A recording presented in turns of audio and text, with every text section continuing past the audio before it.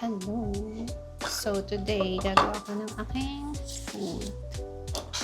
So, nag-start na ako kagabi. Gumawa ko din, kinain ko. Ngayon, gagawa ko ng tatlo. Ito yung container ko. And, let's start with the chia. One spoon. Ayan, 1 spoon lang. Then, coconut milk. Ayan, yung milk ko is coconut. So, bawal ako ng full fat. Ganyan lang yung ano niya. Sinukat ko na yun kagabi. Ganon din yung ginawa ko kagabi. Kailangan nyo siyang i-mix.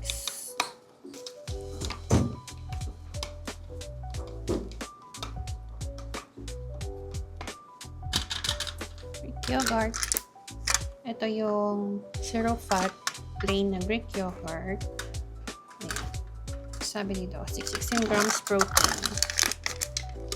So, yung kinain ko kaninang umaga is walang yogurt kasi wala akong stock.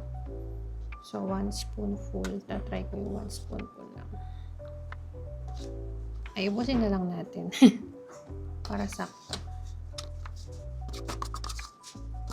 Ayan, you can try this also. Pero kasi nagustuhan ko siya. Sobrang goods niya for sa lahat. Lalo na yung chia. And then, we'll put some banana. Banana yung nilagay ko kagabi and mango. Then, lalagyan ko rin siya ng blueberries. So, ikakat lang natin siya. Gusto ko sa saging yung medyo hinog na. Ayoko yung saging na tigas. Gusto ko yung ganito. Ganyan na yung texture niya. Soft and malambot.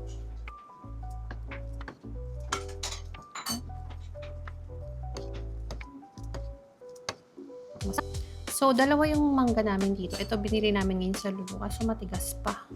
Gusto ko yung medyo hinog na, which is this one. So, let's open. Let's open. Let's peel. Pag nananaba na naman kasi ako. Kasi ako pwede din sa akin pwede mga ini-inject na yan. Bawal sa akin. And, syempre, dito tayo sa healthy way. Healthy. Healthy daw. Yan.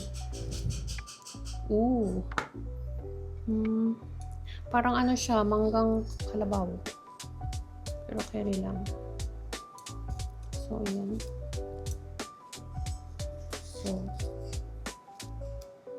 carry lang yan. Para medyo may konting asin. Ay, nakalimutan ko lagyan ng honey. Lagyan natin yan ng honey. Yung iba naglalagay pa ng vanilla extract. Yung vanilla syrup pa yun. But ako yun. Tagan natin. Para masarap. Masarap. Gutom na ako. Hindi pa ako nagdi-dinner. Hinihintay ko yung magmamasahe sa amin. Hindi pa dumadating. Hindi pa sa'yo ngayon, honey. Honey. Ayan na siya, mga chops. Then, I'll put some Driscoll's blueberries. Isang buo na ganyan lalagay ko. 4, 5, 6, 7, 8, 9. Binilang. Binilang pa. Ako lang naman kakain nito. Hindi naman sila mahilig sa ganito. Ako lang. 4 and 4. Tira natin si Ashton. And then, put some honey. So, ito yung honey ko. Ito yung meron eh. Ito yung langis yata. Para lang may konting sweetness. Kasi, yung banana is matamis naman na. So, dagdagan pa natin ng konti. Ayan, konti lang. Yun. And then, tatakpan na natin siya mga chop. So, ito na siya. Bukas ko pa ito kakainin ng umaga. Ay, ng tanghali bago pumasok. Ayan. So, may stock akong tatlo. By the way, ito yung chia seeds na binili ko. Nakasale sa Lulu. $22.95 na yun. Ayan, organic. Ayan. Takpan na natin siya. Ayan. So, ayan na. So, kung gusto nyo mag-diet, you can try this kasi sa araw na to, ang kinain ko lang is 2 boiled egg. After ko mag-take na to kaninang lunch, 2 boiled eggs, and isang banana lang. Kinain ko sa clinic. And then ngayon, ang kakainin ko lang is gulay. O, diba? So, you can try this.